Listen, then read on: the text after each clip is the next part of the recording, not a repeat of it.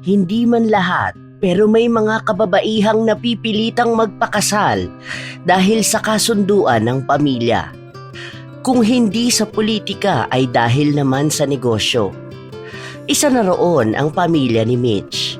Hindi man sang-ayon ang dalaga ay nagpakasal pa rin siya sa binatang bilyonaryo. Wala siyang nagawa kundi ang sundin ang gusto ng kanyang amang sugarol at inang sunod-sunuran. Mabait at maasikaso naman ang kanyang napangasawa. At batid din niyang napakaswerte niya kahit pa nga hindi niya ito mahal. May mga ugali nga lang ang kanyang napangasawang si Byron na hindi gusto ni Mitch. Yun ay ang pagiging malihim nito at malayo sa tao. Kaya nang maikasal sila ay bumili ito ng bahay sa isang probinsya. Nasa gitna yon ng palayan at walang mga kapitbahay. Hindi naman problema yon kay Mitch dahil gusto niya ng tahimik na pamumuhay. Ngunit ang akalang masaya at tahimik na pamumuhay doon ni Mitch ay mapapalitan ng pagdududa at pangamba.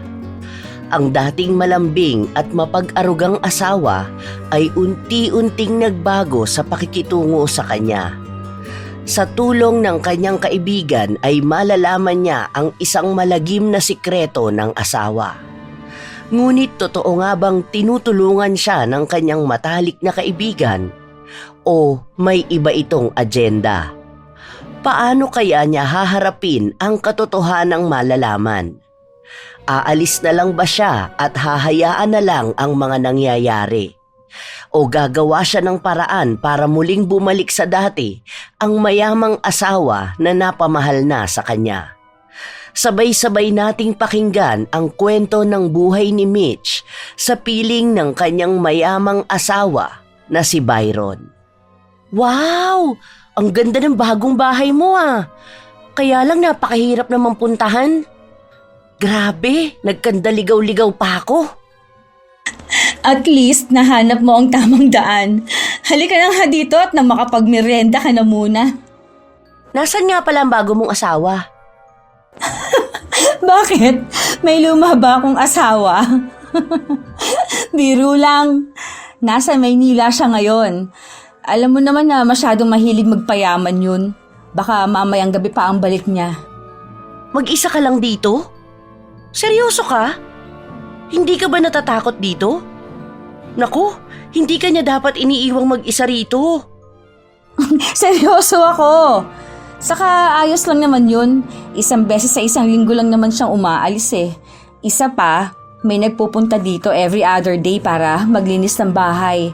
At alam mo namang sanay akong mag-isa. Hindi naman ako mahilig makihalubilo. Oo na. Alam mo, gwapo sana ang asawa mo. Kaya lang napaka-weird niya. Itira ka ba naman sa malayo at liblib pa na lugar? Paano na lang kung kailangan mo ng tulong? Sinong tutulong sa'yo? Tapos lagi pang seryoso ang mukha niya. Parang isang pagkakamali lang sasaktan ka na. Magkaiba kayo ng ugali. Ay, may pagkakaparehas pala kayo. Parehong ayaw nyo ng maraming tao. Ay, parang hindi mo naman alam kung bakit siyang napangasawa ko. Kilala mo naman siguro ang mga magulang ko. Paano ko naman makakalimutan ng mga taong walang ginawa kundi ang pahirapan at diktahan ka? Umirap si Sheila na naging dahilan ng pagtawa nilang dalawa. Magkaibang-magkaiba ang mundo ng mga ito. Pero para na silang magkapatid. Magkaiba ang kanilang nakalakihang paniniwala. Katulad na lang ng hindi naniniwala sa fixed marriage ang pamilya ni Sheila. Kaya marami ang nagtataka kung paano sila nagkakasundo gayong magkabaliktad sila. Sa pagdalaw na yun ni Sheila ay wala silang ibang ginawa kundi ang mag-usap tungkol sa kani-kanilang mga buhay-buhay. Hala! Hoy, magtatanghali na pala. Hindi man lang natin naramdaman ng gutom kanina. Kasi nga, miss na miss natin ang isa't isa. Tumayo ang dalawa at tinungo ang kusina. Magkatulong na nagluto pa ang magkaibigan na dati na nilang ginagawa. Habang nagluluto ay hindi napigilang mag-usisa ni Sheila sa kaibigan. Tanong ko lang, masaya ka ba talaga rito?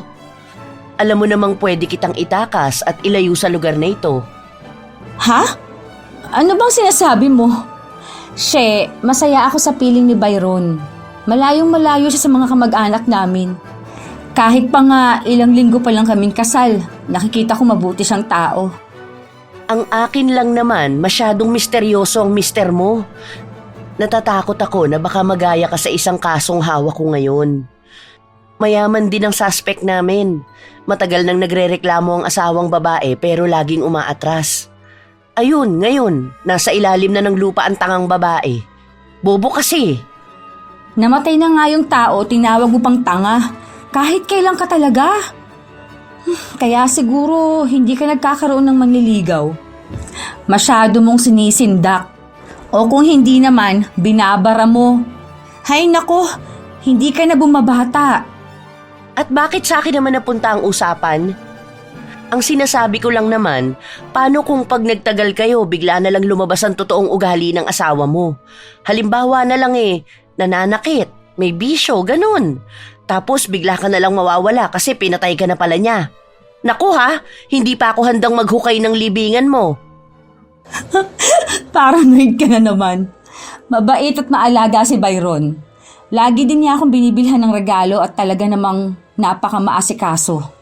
Kahit pagod yun, Reyna ang trato niya sa akin.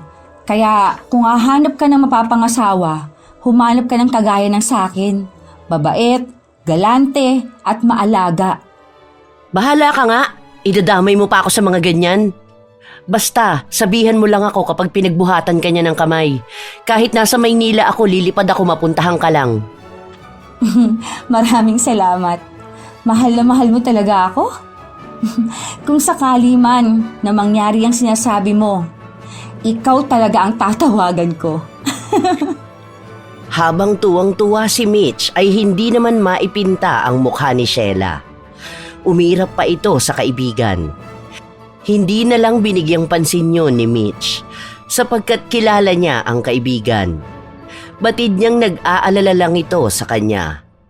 Masaya na lang na itinuloy ni Mitch ang pagluluto at pinabayaan na ang nakasimangot na matalik na kaibigan. Nang matapos silang magluto ay pinagsaluhan nila yon. Pagkatapos nun ay dinala naman ni Mitch si Sheila sa silid nilang mag-asawa. Namangha naman ito sa laki ng kwarto. Pero mas nanlaki ang mga mata nito nang ipakita niya ang isang set ng alahas na iniregalo ni Byron. Ang ganda! Galante nga pala talagang magregalo kaya ayaw mong iwanan. Totoong diamante ba ang mga bato nito? Baliw! Anong palagay mo sa akin? Katulad ng magulang ko? Hindi no? Isa lang ito sa paraan ni Byron para mapalapit sa akin. Batid kasi niyang napilitan lang akong pakasalan siya. Totoo ang mga bato na yan. Oo na lang kahit na hindi ako naniniwala. Napapailing na lang si Mitch sa tinuran ng kaibigan, kaya inaya na lang niya itong magtambay sa sala. Maghapong nagkukwentuhan lang ang dalawa. Nang sumapit ang 5:00 ay dumating na si Byron. Inabutan nito ang asawa na kasama ang matalik na kaibigan. Lumapit lang ito sa dalawa at humalik sa pisngi ni Mitch bago iniabot ang bungkos ng mga puting rosas. Oh, napaaga ka yata ngayon. Napakabango ng mga rosas na to. Maraming salamat, asawa ko. Magpapalit na muna ako ng damit. Maiwan ko muna kayo dito ng kaibigan mo. Gusto mo bang ipagtimpla kita ng tsaa? Hindi na. Ako na lang mamaya pagbaba ko. Nang mawala sa paningin ng magkaibigan si Byron, ay napansin ni Mitch ang pag-irap ni Sheila. Natawa naman doon ang may bahay. Batid naman ito na talagang hindi gusto ng matalik na kaibigan ang lalaki.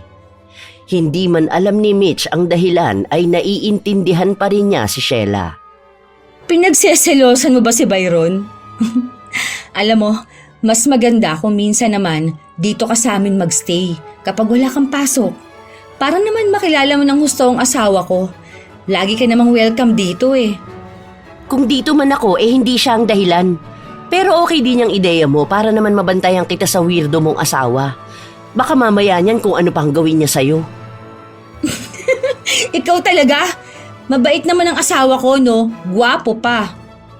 Napakaswerte ko nga at hindi sa katulad ni ama ako napunta. Sa lahat siguro na ginawa sa akin ng magulang ko, ito lang ang pinakamagandang naibigay nila sa akin. Kahit na anong sabihin mo, hindi ko talaga magugustuhan ng asawa mo. Napaka-pribado niyang tao. Lahat na yata ng kakayahan ko ginamit ko na para lang maimbestigahan siya. Pero panay tungkol lang sa pinakamayaman niyang pamilya ang nakukuha kong impormasyon. Baka mamaya, serial killer pala siya. Baliw ka talaga. Sa palagay ko sa katatrabaho mo yan napapraning ka na. Lahat na lang ng tao, pinaghihinalaan mo. Nakikita mo naman, di ba? Masaya ako sa piling niya. May kasabihan nga tayo na it's better to be safe than sorry. Ewan ko sa'yo. Masyado ka napapraning. Magkape na nga lang tayo. Hindi na hinintay pa ni Mitch na sumagot ang kanyang kaibigan. Nauna na siyang tumayo at ibinaba muna ang hawak na bulaklak sa lamesita bago tuluyang nagtungo sa kusina. Nakasimangot naman na sumunod doon si Sheila. Inabutan na doon ng dalaga ang kaibigan na naglalagay na ng kape sa tasa. Nang makapagtimpla na ay nagdesisyon ang dalawang bumalik sa sala. Nagtatawanan pa ang mga ito. Sakto namang pababa si Byron. Nilagpasan lang nito ang dalawa at dumiretso sa kusina. Hindi naman nakaligtas yon kay Sheila. Kita mo? Talaga naman yung asawa mo. Para lang tayong hangin Magtitimpla lang yun ng tsaa niya. Babalik din yun dito. Ikaw talaga. Lahat na lang napapansin. At hindi nga nagkamali si Mitch dahil bumalik sa sala ang kanyang asawa na may bit-bit na isang tasa. Umupo ito sa tapat ni Mitch at ibinaba sa lamesita ang tasang may lamang mainit na tsaa. Natahimik naman si Sheila na nakataas pa ang mga kilay. Tinitignan pa nito simula ulo hanggang paa si Byron. Napansin yun ni Mitch kaya siniko niya ang kaibigan. She, kailan ba day off mo? 3 araw pagkatapos ngayon. Nag-file na rin ako ng leave para mahaba-haba ang bakasyon ko. Talaga? Naku, sakto yun. Ipapalinis ko na bukas ang kabilang silid para maiayos ko ang mga gamit mo doon. Dito ka naman magbabakasyon, di ba? Ha? Hay, oo na po. Masusunod po ang iyong hiling, mahal na Reyna. Nabaliw ka na naman. Excuse me, Mitch. Asawa ko. Ano bang gusto mong ulam ngayong hapunan? Kahit ano na lang. Ikaw na ang bahala magpasya. Alam mo namang mas may alam ka sa akin sa kusina. Gumagabi na pala. Sige na, best, mauna na ako. Mahaba pa ang ibabiyahe ko Ayaw mo ba maghapunan dito? Masarap magluto ang asawa ko. Hindi na. Hinatid ni Mitch ang kanyang kaibigan sa pinto. Habang naiwan naman sa sala ang kanyang asawa na humihigop ng tsaa. Pagkahatid ay binalikan ni Mitch ang asawang prente sa pagkakaupo. Katulad ng dati ay seryoso pa rin ang mukha nito. Nginitian na lang ng may bahay si Byron. Magkaganon pa man ay nabura ang ngiting yon dahil sa mga binigkas na salita ni Byron. Hindi ko siya gusto. Pakaramdam ko may masama siyang balak na paghiwalayin tayo. Ha? Hindi gagawin yun ni She. Bata pa lang kami, magkaibigan na kami. At alam kong mahal niya ako. Bakit mo naman naisip yan, asawa ko? Alam kong ayaw niya sa akin bilang asawa mo. Sa hula ko, baka kumbinsihin ka pa niyang hiwalayan ako. Sa ilang linggong pagsasama natin, mahalaga ka na sa akin. Isa pa, ikaw pa lang ang babaeng hindi ako ginusto o hinabol. Hindi ka rin nagpapansin sa akin kahit pa nga ipinagkasundo lang tayo. Asawa ko, ano ba yung sinasabi mo? Mabait si Sheila. Nag-aalala lang siguro siya sa akin. Alam niya kasi ang naging buhay ko sa piling ng mga magulang ko Hindi bale, kapag nagbakasyon siya dito, mas makikilala mo na siya. At alam kong makikita niya rin na masaya ako sa piling mo. Maiba ko. May nakita akong mga alahas na alam kong bagay na bagay sa'yo. Halika at tignan mo. Alahas? Hindi ko pa nga naisusuot ang huling regalo mo sa akin. Bibilhan mo na naman ako? Bakit naman hindi? Asawa kita. At isa pa, karapat dapat ko lang bilhan ng magagandang alahas ang reyna ko. Sige, patingin ako. Pero ayoko muna ng diamante ha. Yung pwede ko sanang magamit araw-araw para kapag wala ka, parang kasama pa rin kita. Ngumiti naman si Byron at lumapit kay Mitch. Iniabot ng lalaki sa kanyang asawa ang cellphone kung saan ay makakapili roon ng alahas. Inisa-isa namang tingnan yon ng may bahay. Nagagandahan siya sa lahat pero labis na kumuha ng atensyon niya ang simpleng heart locket na kwintas. May kasamang hikaw yon, singsing at bracelet. Ipinakita niya kay Byron ang napili. Tumango naman ng lalaki at kinuha ang cellphone. Pagkatapos nun ay nagtitipa ito. Ipabibili ko na sa assistant ko ito para maipadala niya na agad. Maiwan muna kita dito. Magluluto lang ako ng ating hapunan. Tulungan na kita. Ako na lang ang magsasaing at mag-aayos ng lamesa. Inilahad naman ni Byron ang kanyang kamay sa asawa. Inabot naman yon ni Mitch. Sabay na tumayo ang dalawa at nagtungo sa kusina. Magkatulong na naghanda ang mga ito ng kanilang hapunan. Nang matapos ay pinagsaluhan nila ang inihanda. Pagkatapos kumain ay nagpahinga na ang mga ito sa kanilang kwarto. Bagamat wala pang nangyayari ay nakaugalian na nilang matulog ng magkayakap. Good night, asawa ko. Good night, asawa ko. Hinalikan ni Byron ang asawa sa tuktok ng ulo nito at natulog na silang dalawa. Kinabukasan ay maagang gumising ang mag-asawa. Nagyaya si Byron na mamasyal sila sa bayan para makabili si Mitch ng mga librong babasahin nito at kung ano pa ang mga nais nito. Sakay ng kanilang sasakyan ay binaybay nila ang daan patungong bayan. Doon naman nagtanong si Mitch. Bakit mo naisipang ayain ako sa bayan? Baka kasi naiinip ka kapag wala ako sa bahay. Ayoko nalulungkot ka. Kaya naisipan ko na kung may iba kang pagkakaabalahan kapag wala ako, hindi mo ako maiisipang iwanan. Ano?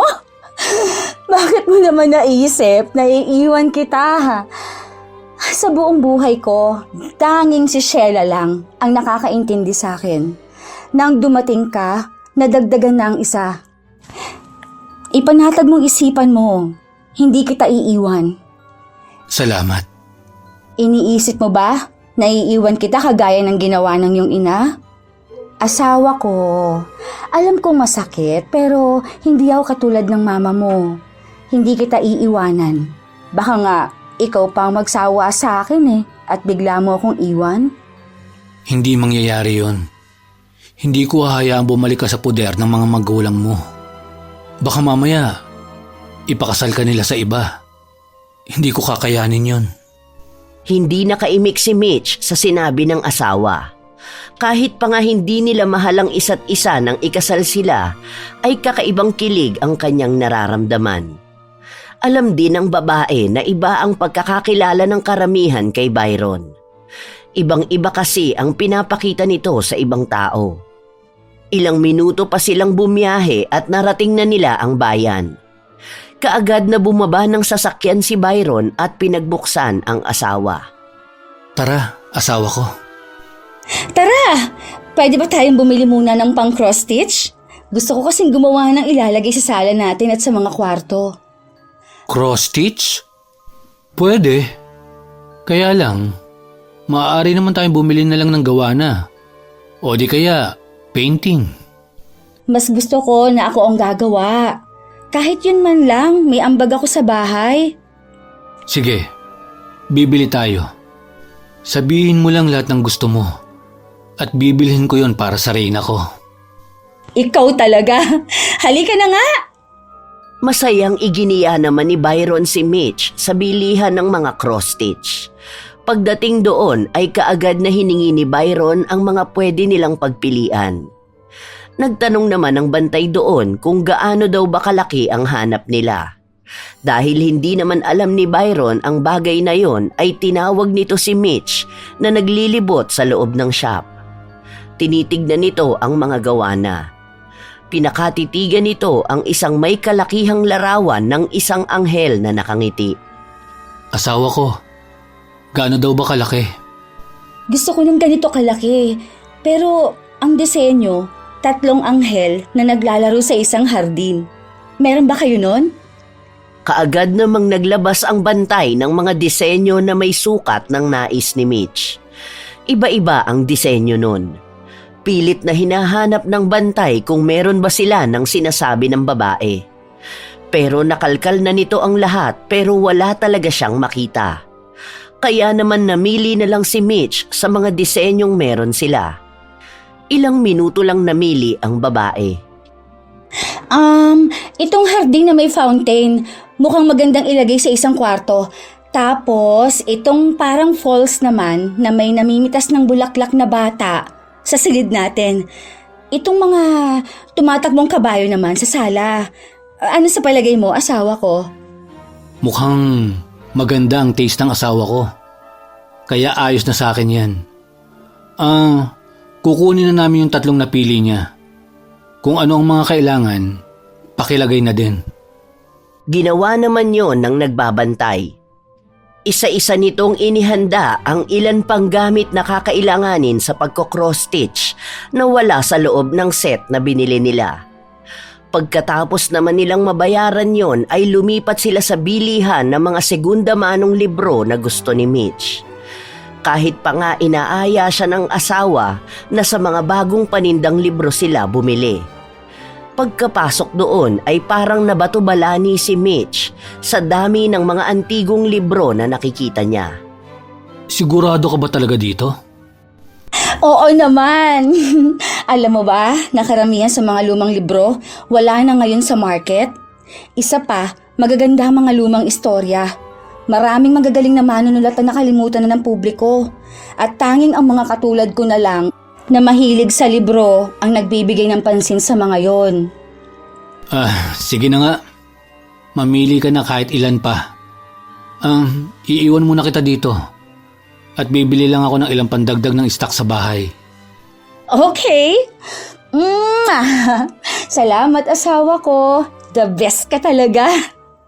Nang makaalis si Byron ay mabilis ang mga hakbang ni Mitch na inisa-isa ang mga istante ng libro. Pag may nakikita siyang libro na sinulat ng kanyang paboritong manunulat ay kinukuha niya yon. Ilang sandali pa ay may isang matandang lalaki na lumapit sa kanya. Ineng, gusto mo bang magpahula? Ay, naku po tatang. Hindi po ako naniniwala sa hula pasensya na po kayo. Iba na lang po ang alokin ninyo. Pero, ikaw ang itinuturo ng mga baraha ko. Mukhang may nais silang sabihin sa'yo. Walang bayad ang hula ko, Ineng. Libre lang. Pasensya na po kayo, pero sa iba nyo na lang po ialok. Magsasayang lang po kayo na oras sa akin dahil hindi po ako naniniwala sa ganyan. Pasensya na po talaga. Hindi pwedeng ialok sa iba, Ineng. Sa'yo lang alok ko. Ikaw ang napili ng aking baraha. Kahit hindi ka maniwala sa mga sasabihin ko, payagan mo lang ako na hulaan ka. Pasensya na po talaga. Lumayo na lang ang babae sa matandang lalaki. Hindi naman na nagpumilit ang matanda. Ilang saglit pa ay dumating na rin si Byron at binayaran nila ang mga napiling libro ni Mitch. Nang palabas na sila ng tindahan, ay muling lumapit ang matandang lalaki kila Mitch. Ikaw ang haharap sa isang pagsubok. Huwag kayong basta-basta magpapapasok ng ibang tao sa buhay nyo. Dahil doon manggagaling ang sigalot sa inyong buhay. Baka Nagkakamali po kayo. Pasensya na po. Hindi ako pwedeng magkamali. Maaaring may buhay na mawala kapag hindi kayo mag-iingat. At ikaw ang magpapasok ng salot sa buhay nyo. Imulat mo ang iyong mga mata. Hindi lahat ng iyong nakikita ay totoo. Tatang, kapag hindi pa po kayo tumigil, magpapatawag po ako ng mga pulis. Pakiusap po, tantanan niyo na kami. Kalmadong inakay palabas ni Byron ang kanyang asawa, pabalik sa kanilang sasakyan. Nang makasakay na sila, ay ilang beses bumuntong hininga ang lalaki. Napaisip naman bigla si Mitch sa mga sinabi ng matanda. Pero mas pinili na lang niyang manahimik habang binabaybay ang daan pauwi. Pagdating sa bahay ay kaagad na inabala ni Mitch ang kanyang sarili sa mga gagawing cross-stitch. Paglipas ng 3 araw, habang abala sa pagko-cross-stitch si Mitch sa kanilang gazebo, ay dumating si Sheila kasama ang kanyang pinsan. Mitch! She! Oh, kasama mo pala si Delo. Ate Mitch, na-miss kita. Nasaan na po ang kuya ko? Kuya? Bakit? Kapatid mo? Kapal na mukha nito. Nako, ayos lang yun, She. Alam mo namang kapatid na rin ang turing ko kay Delo. Kaya pwede niyang maging kuya ang asawa ko. Yes! Ano kaya ang pakiramdam ng may kuya? Pagsabi noon ng binata ay kaagad itong binatukan ng pinsan. Natatawa naman si Mitch sa dalawa dahil hindi pa rin nagbabago ang mga ito. Nako, tama na nga yan. Tara sa loob ng bahay. Baka nakapagluto na ang asawa ko eh. Mag-early dinner na lang tayo. Delo, kunin mo nga yung bag ko sa kotse at ikaw ang magbitbit papasok. Ano ba yan? Kaya mo lang yata ako isinama para may utusan ka eh. Nagtawa na naman ang dalawang babae habang ibinababa ni Delo ang isang may kalakihang duffel bag. Naunang naglakad ang magkaibigan papunta sa front door.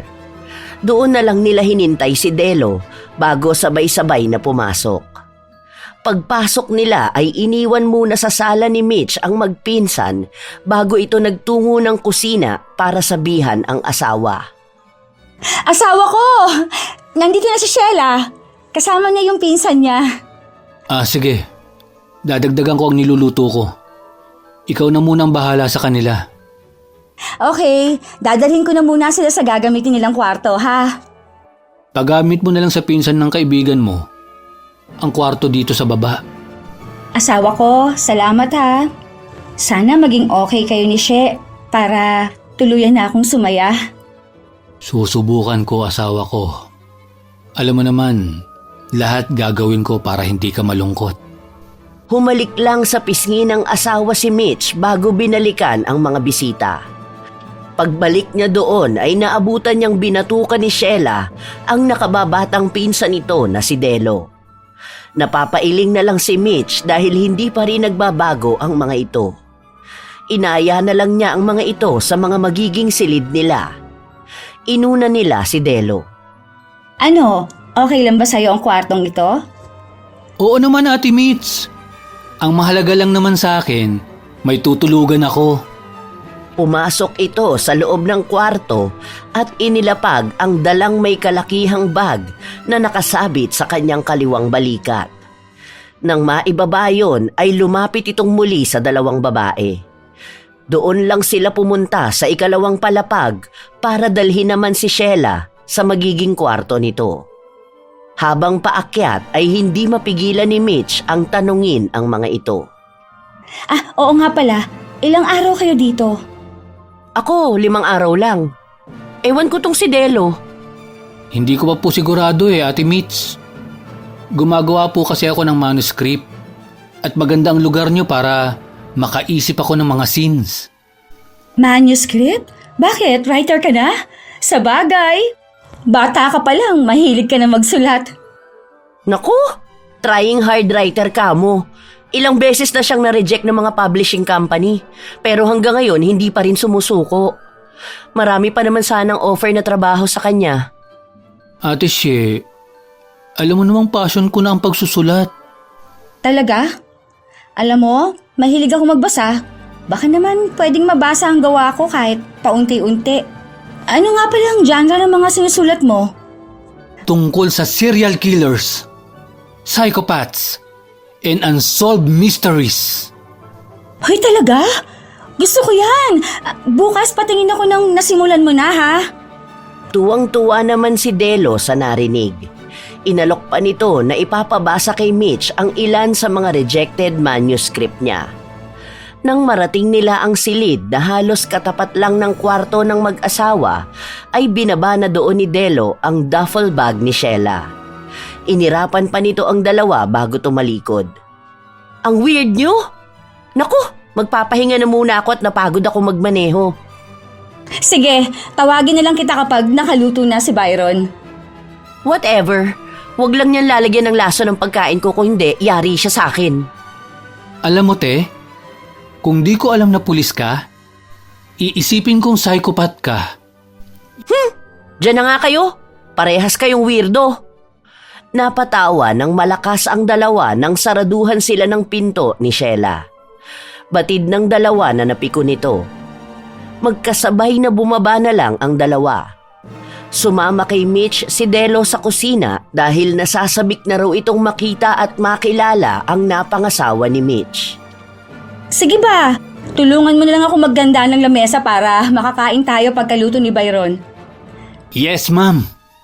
Pagdating nila sa kusina ay inabutan nilang nagtsatsaa si Byron habang nakabantay sa niluluto nito na nakasalang pa sa kalan. Inalok sila nito ng tsaa. Tumangulang si Mitch at kaagad na gumawa ng 2 pang tasa ng tsaa ang lalaki. Kinuha namang pagkakataon ni Mitch yon para ipakilala si Delo. Asawa ko? Ito nga pala si Delo. Kababata ko rin siya. Siya yung bunso sa aming 3. Alam mo bang nagsusulat pala siya ng mga kwento? Nagsusulat ka? Well, ilang taon ka na ba? 24 po. Mahilig din po ba kayo magbasa? Hindi. Mas magaling ako sa mga numero kaysa sa letra. Anong natapos mo? Asawa ko. Ano ba to? Interview? Asawa ko, hindi siya nag-a-apply para maging staff mo. Huwag ka masyadong formal. Tumangulang si Byron at nagpatuloy sila sa pag-uusap tungkol sa mga hilig nila. Mukha namang nagkakasundo ang mga ito. Labis naman ang tuwa ni Mitch nang marinig niyang tumawa ang kanyang asawa sa mga hirit na joke ni Delo. Pero mukhang baliwala yon sa binata. Dahil patuloy pa rin ito sa pagkukwento ng mga kapalpakan nito kapag kinakabahan na sinamahan pa ng pag-aksyon. Nang makaluto na si Byron ay tinawag na ni Mitch ang kaibigan. She, kakain na tayo. Oo, susunod na ako. Mauna ka na. May tinatapos lang ako. Bilisan mo ha. Mas masarap humigop ng sabaw habang mainit. Oo na. Susunod na lang ako. Ilang sandali pa ay magkakasalo na ang 4 sa inihandang hapunan ni Byron. Tahimik lang silang kumain at nang matapos ay nagkanya-kanya na. Ang mag-asawa ay nagtungo na sa kanilang silid. Ganon din si Sheila na ayon pa rito ay may kailangang tapusin. Habang si Delo naman ay nagtungo sa gazebo kung saan nila inabutan kanina si Mitch para doon magsulat. Tamang-tama. Nakatapat sa may palayan ang gazebo. Mukhang makapagsusulat ako ng maganda dito. Ang ganda ng ambience. Kapag ganitong gabi na pala dito, mukhang lungga ng serial killer ang datingan. Habang abala si Delo sa paggawa ng kanyang manuscript ay natutulog na sina Byron at Mitch sa kanilang silid. Samantalang si Sheila naman ay pasimpleng naglibot sa buong bahay. Tila may hinahanap ito na kung ano. Nang magawi ito sa may opisina ni Byron ay dahan-dahan niyang pinasok yon at saka nagkalkal sa mga gamit ng lalaki. Nang makakuha ng isang 2x2 na larawan ni Byron ay kaagad itong bumalik sa kanyang silid. Ngunit bago pa man ito muling makapasok sa kanyang silid ay sakto namang bumukas ang pinto ng silid ng mag-asawa. She?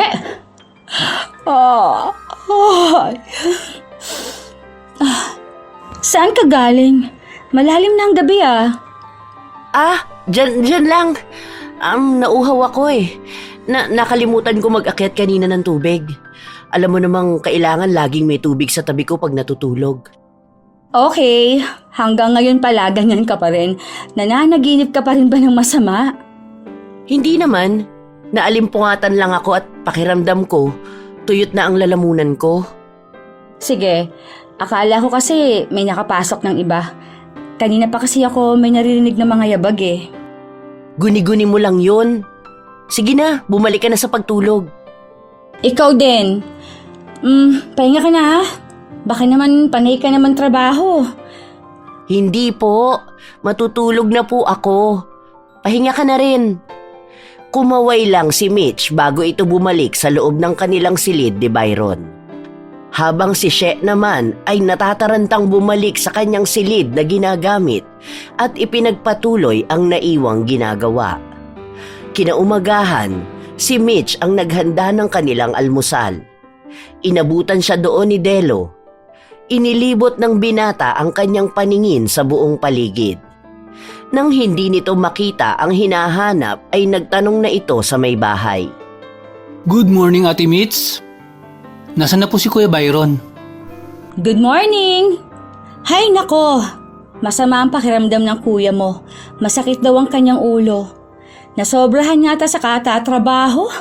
Kaya kayo ng ate Shemo, matulog kayo ng maaga. Baka mamaya magkasakit kayo. Matitigas pa naman ang mga ulo ninyo. Si Ate Shea lang po yun. Nadamay na naman ako. Para ka talagang bata. Sige na, gisingin mo ng ate Shela mo. Tumalima naman ang binata at iniwan si Mitch sa kusina na nag-aayos na ng lamesa. Patakbo pa ang ginawang pag-akyat ni Delo.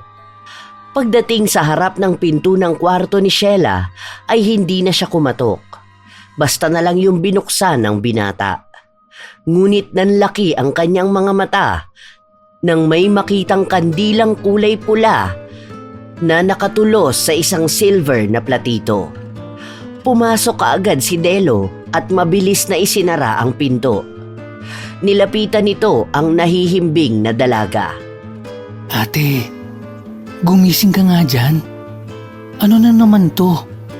Akala ko ba hindi ka na uulit? Ano ba? Ang ingay-ingay mo naman. Isusumbong kita kay tita. Sasabihin ko, ginagawa mo na naman uli ang kalokohang ito. Huwag ka nga makialam. Magsulat ka na lang ng mga lintik mong nobela. Mambubwisit ka pa kay aga-aga. Bumangon si Sheila at kumuha ng face towel bago lumabas ng kwarto. Dumiretso ito sa banyo na nasa ikalawang palapag din. Habang si Delo naman ay naiwang dismayado sa loob ng kwartong ginagamit ng nakatatandang pinsan. Nilapitan nito ang nakatulos na kandila. Sa gilid nun ay may napansing papel si Delo. Dinampot na yon at saka binasa. Ano ang mga salitang ito? Latin ba ito? Ay, sino na naman kaya ang biktima ng babaeng ito?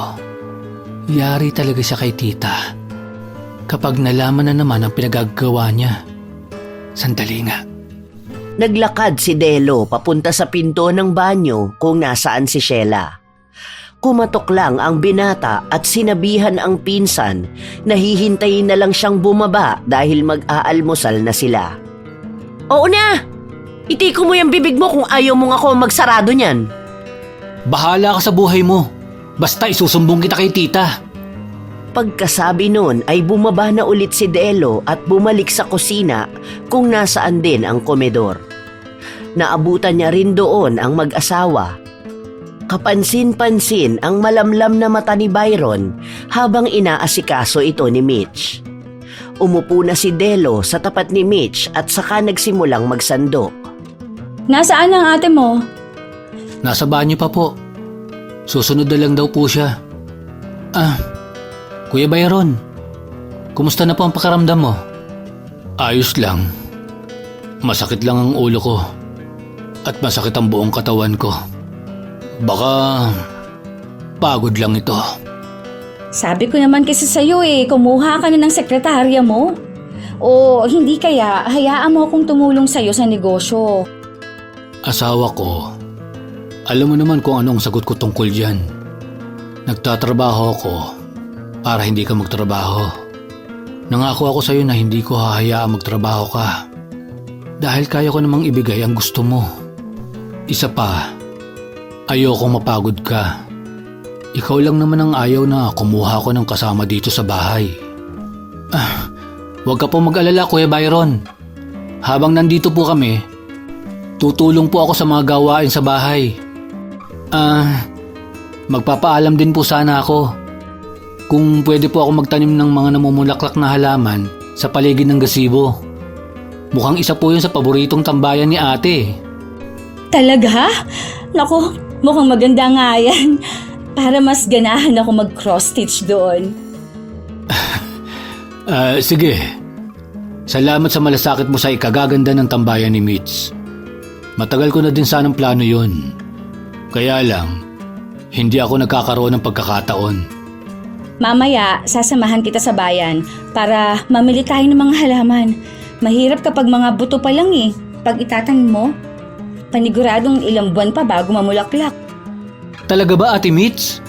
Mukhang magandang idea yan Okay lang po ba, Kuya Byron? No problem. Basta, ingatan mo ang reyna ko. Masaya namang tumango si Delo. Sakto namang dumating si Sheila. Nakasimangot itong umupo sa tabi ni Mitch. Tinanong pa ito ng kaibigan kung bakit. Pero tanging tango lang ang sinasagot ni Sheila.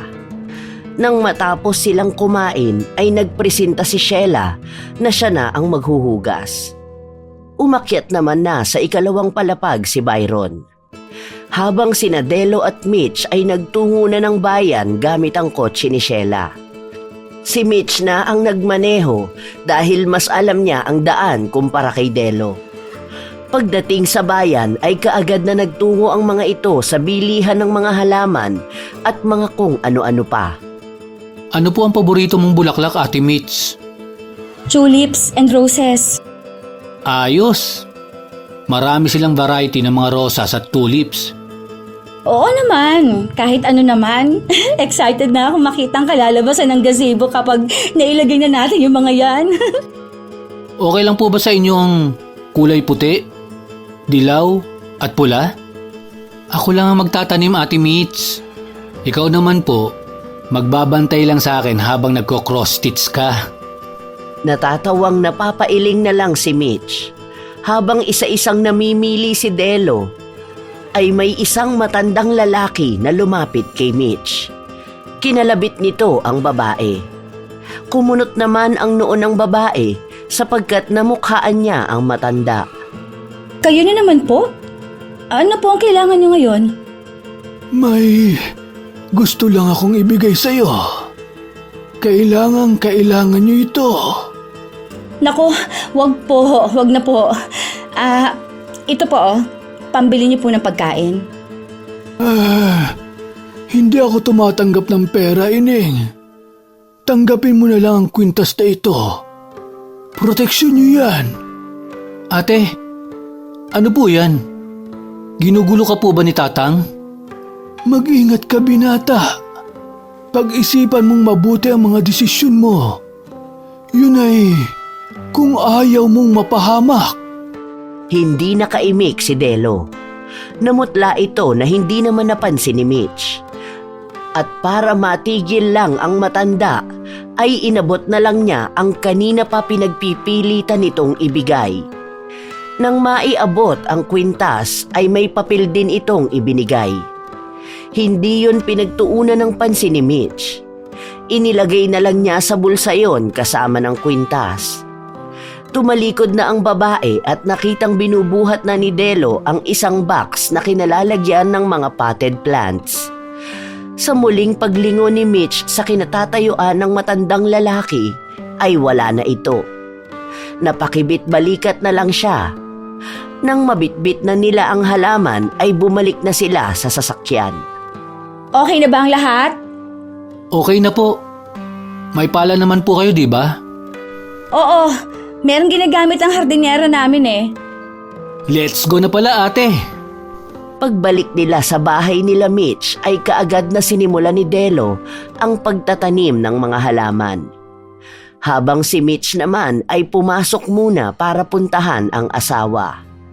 Naabutan niyang nakatayo ito sa harap ng bintana. Nakatanaw ito sa labas. Nilapitan ito ni Mitch at niyakap sa likuran ang asawa.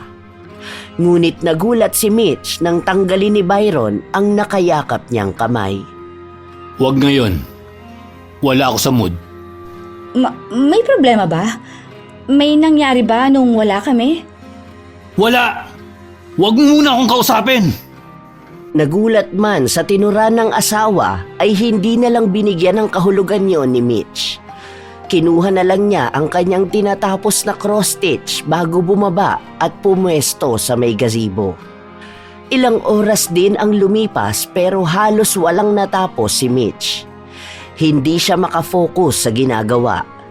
Kaya nagdesisyon siyang pumasok na muna sa loob para magluto na lang ng tanghalian. Delo, papasok na muna ako para makapagluto ng kakainin natin sa tanghalian. Sige po, ate. Patapos na din po ako dito. Mamaya po, tutulungan kita. Wag na. Hindi pa man nakakasagot ang binata ay naglakad na si Mitch papasok sa bahay. Pagbukas pa lang ng pinto ay naamoy na kaagad niya ang amoy ng ginigisang bawang at sibuyas. Kumunot ang noo niyang tinungo niya ang kusina. Doon ay inabutan niya ang kanyang matalik na kaibigang nakaharap sa kalan. Wow! Ngayon ko lang yata na lamang nagluluto ka. Ay! Best! Pinakailaman ko na at kumukulo na ang tiyan ko. Hindi ka naman magagalit, di ba? Siyempre hindi. Nagulat lang ako na nagluluto ka ng lunch. Ano bang gagawin mo? Magluluto lang ako ng ginisang gulay at pritong baboy. Para may kakaiba sa'yo ngayon Hulaan ko. Na-promote ka ba sa trabaho? I wish! Bakit pala mukhang naka-jackpot ang mga ngiti mo? Well, may kaso kasi akong hawak na nasolve na. Tinulungan na lang ni Mitch ang kaibigan na maghanda ng kanilang mga kakainin para sa tanghalian. Nang matapos ang mga ito ay tinawag na nila ang dalawang lalaki. Masaya naman nilang pinagsaluhan ang kanilang tanghalian. Pagkatapos ng mga ito ay si Delo na ang naghugas. Lumipas ang maghapon na halos hindi kinakausap ni Byron ang kanyang misis. Nang matutulog na sila ay hindi na nakapagpigil si Mitch na tanungin ito. Pero nagulat lang ang babae sa reaksyon nito. Alam mo, nakakarindi ka na sa katatanong mo kung okay lang ba ako. Ayos lang ako, nakikita mo naman, di ba? Hoy babae, ito ang tandaan mo. Binili lang kita sa sugurol mo ama. Kung hindi nga dahil sa akin, baka hindi mo naranasan ang lahat ng nakukuha mo dito. Anong sabi mo? May ginawa ba ako sa iyong masama kaya mo ako pinagsasalitaan ng ganyan? Gusto mo yung totoo? Hindi ko alam kung paano kita natitiis na katabi sa kama. Ang yakapin ka o halikan. Samantalang alam ko naman na katulad ka lang din ng ibang babae na pera lang ang habol sa akin. Hindi kita maintindihan. Ano ba talaga ang nangyayari sa'yo? Kanina naman maayos tayo Bakit bigla-bigla na lang? Inaantok na ako. Dito ka na at sa sala na ako matutulog. Lumakad si Byron palabas ng kanilang silid at naiwan namang tulala si Mitch. Hindi pa rin ito alam kung ano ba ang dahilan ng biglang galit na yon ng kanyang asawa.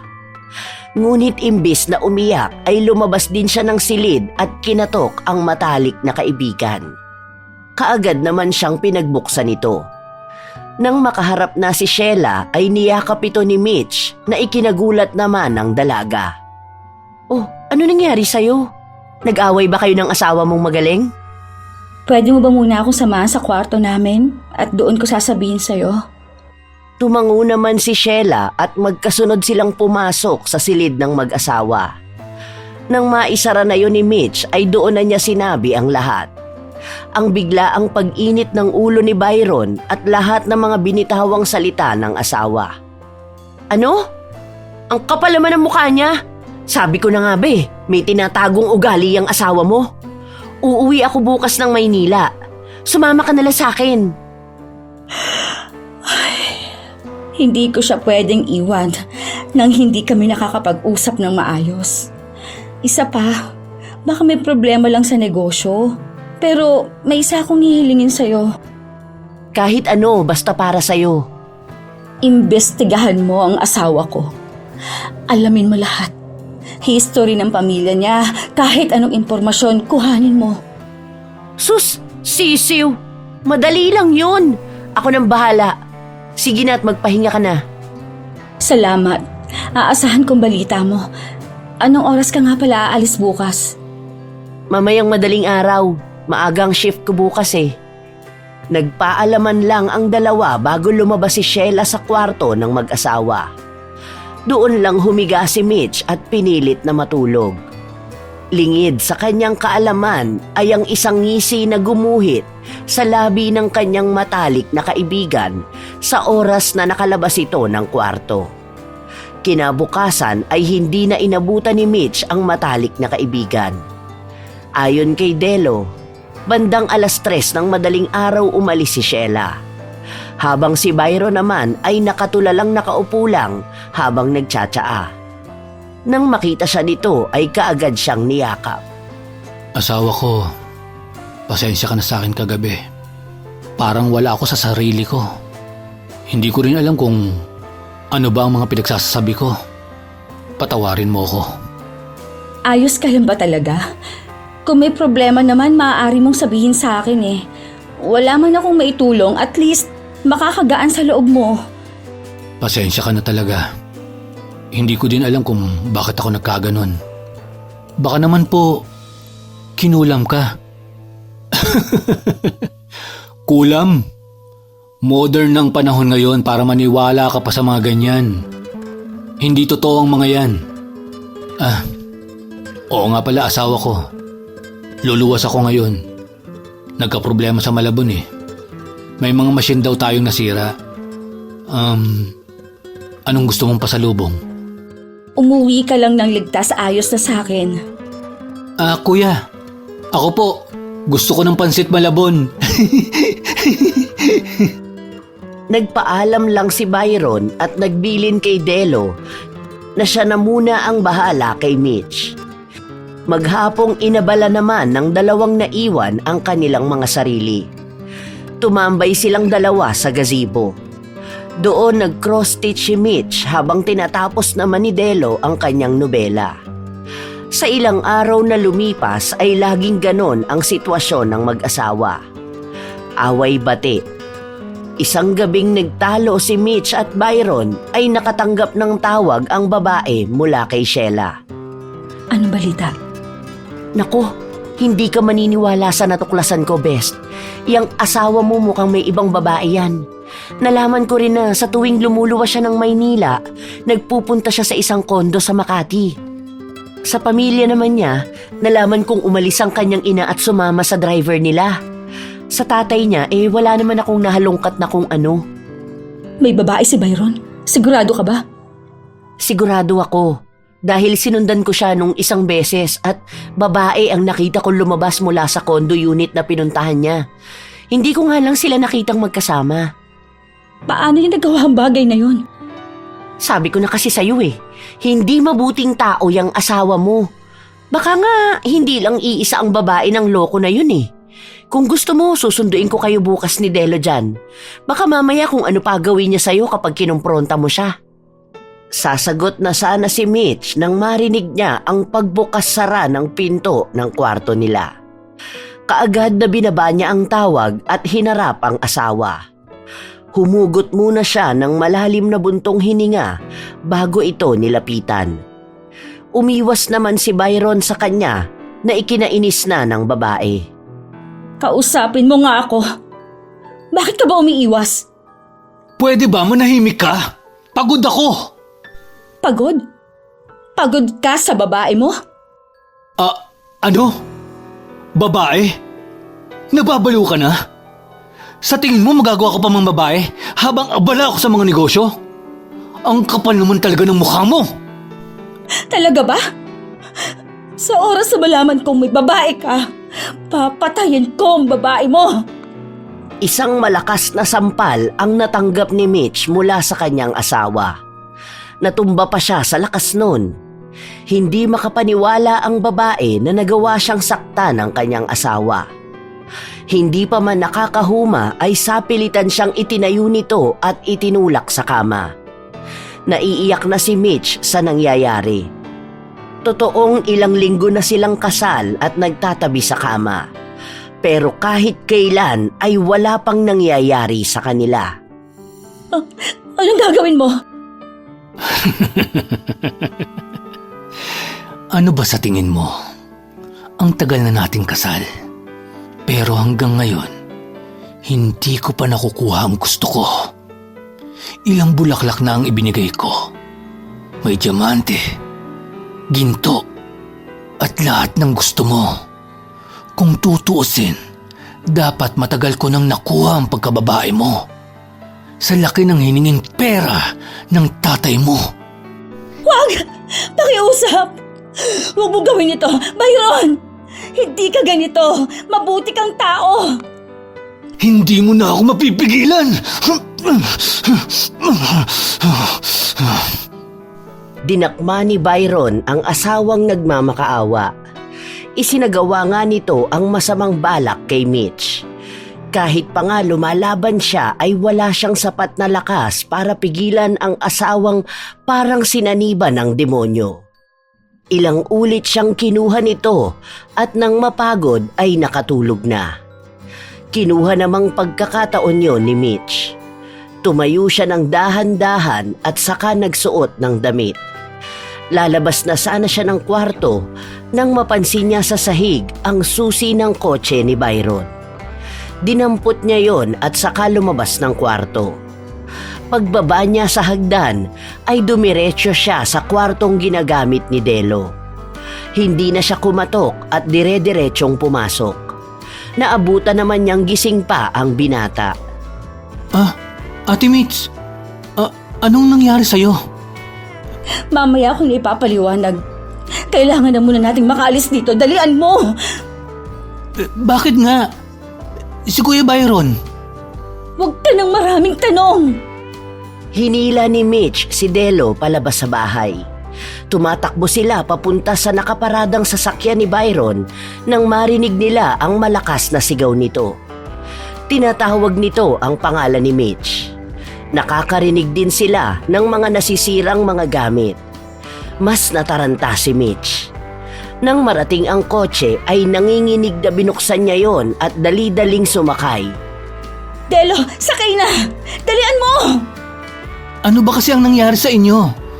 Saan tayo pupunta? Kay Ate Sheila mo! Nang ma-start na ni Mitch ang kotse ay kaagad na pinaharurot niya yon. Bago pa man sila tuluyang makalayo ay nakarinig sila ng sunod-sunod na putok ng baril. Nahintakutan naman ang binatang si Delo. Ate, ano ba talaga ang nangyari sa inyo ni Kuya Byron? Ano ba ang pinag-awayan nyo? Sinaktan niya ako nang mabanggit kong tungkol sa pambababae niya. Para siyang demonyo. Hindi na siyang lalaking natutunan kong mahalin. Nababaliw na siya. Ano? Ginawa ni Kuya yun? Napaisip bigla ang binata sa sinabi ni Mitch. Doon lang niya naisip sabihin kay Mitch ang alam niya. Hindi man sigurado ay malaki ang hinala ni Delo na may kinalaman si Sheila sa nangyayari sa asawa. Pero sa ngayon ay hahayaan na muna niyang makarating sila ng Maynila dahil mas gusto ng binata na sabihin muna yon sa kanilang tita. Ilang oras pa nilang binaybay ang daan papunta sa bahay nila Sheila. Pagdating doon ay hindi nila naabutan ng dalaga. Tanging ang tita lang nila ang naroon. Tita Susan, magandang gabi po. Nasaan po si Ate She? Sinabi naman ng ginang na hindi pa ito umuuwi simula nang umalis. Pinatuloy nito ang dalawa. Ginawan din niya ang mga ito ng kape at ipinaghanda ng tinapay. Bago pa man ito bumalik sa sala para ibigay ang inihanda sa bisita, ay nasa lubong na niya si Delo. Tatanungin pa sana ng ginang kung ano ang kailangan nito, pero nagulat siya sa sinabi ni Delo. Si Ate She po, may ginawa na naman. Hindi ko po alam kung ano pero may pakiramdam po ako na may kinalaman siya sa nangyayari kina Ate Mitch at sa asawa nito. Nakita ko po sa kwarto niya ang isang pulang kandila. May nakita pa po akong papel. Ito po. Iniharap ni Delo ang papel kay Tita Susan. Namutla ito at kaagad na inaya si Delo pabalik sa kusina. Nang maibaba ang hawak, ay kinuha ng ginang ang papel. Nang mabasa yon ay napabuga ng hangin ang ginang at sinabing may ginagayuma ang Ate She ng binata. Nagtanong pa ito kung pagkatapos ba nun ay may binigyan pa ito ng pagkain. Sa pagkakaalala ko po, siya ang nagluto ng tanghalian namin pagkatapos ng gabing yon. Hindi po kaya... Malungkot namang tumango ang ginang. Mukhang kinuhang pagkakataon yun ni Sheila para maisagawa ang balak sa asawa ni Mitch. Nagpasya si Delo na kausapin si Mitch tungkol doon. Hindi para ilayo kay Sheila, kung hindi para maagapan pa ang mas malalang mangyayari. Pagbalik sa sala ng magtita ay inabutan na nilang magkayakap si Sheila at Mitch. Nagkatinginan ang dalawa at nagdesisyong manahimik na lang muna. Mabuti naman at nakatakas kayo. Hindi mo man lang sinasagot ang mga tawag ko kanina. Hindi ko na naisipang damputin ang cellphone ko eh. Basta ang alam ko, kailangan namin makaalis doon. Natatakot ako. Baka kung anong gawin niya, mayaman siya at maimpluwensya pa ang pamilya. Huwag ka nang mag-alala. Ako nang bahala. Sa ngayon, dumito ka na muna. Huwag ka na munang bumalik doon. Baka mamaya patayin ka pa ng hayop na yon. Salamat, Best! Nagyakapan ang dalawa, habang si Delo naman ay inaya ang tita na pumunta muna sa kusina. Nang gabing yon ay magkatabing natulog sina Mitch at Sheila, habang si Delo naman ay mulat na mulat. Hindi niya magawang matulog nang may dalahin sa kanyang dibdib. Hanggang mag-umaga ay talagang hindi nakatulog ang binata. Nang marinig ni Delo ang pag-alis ni Sheila, ay dali-dali niyang kinatok ang silid nito. Binuksan naman kaagad yon ni Mitch. Ate Mitch, kailangan natin bumalik sa probinsya. Kailangan nating mahanap ang matandang nakausap mo noon sa bayan. Mukhang may alam siya sa nangyayari kay Kuya Byron. Ano? Sandali nga! Paano may alam? Naalala mo pa ba ang mga sinabi niya? Oo nga pala. May ibinigay siyang address sa'yo, di ba? Sa kakwintas? Oo, pero hindi ko dala yun. Hindi ko pa nga yata natatanggal yun sa bulsa ng pantalon ko eh, na nasa marumihan. Hindi na nagsalita pa si Delo. Basta na lang niyang hinila si Mitch papunta sa kotseng ginamit nila kagabi. Wala namang nagawa si Mitch kundi ang bumalik sa loob ng bahay para kunin ang susi.